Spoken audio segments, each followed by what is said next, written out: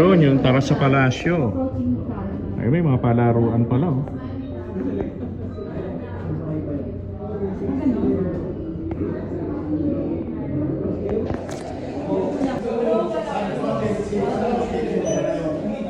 Ito yung giant Christmas tree.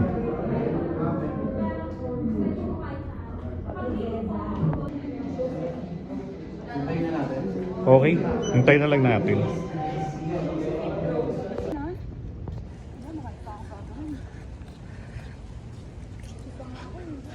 Makapamasyal nga rito ng gabi. Ilang araw na lang to eh, di ba? Okay lang tayo pupunta. Wow.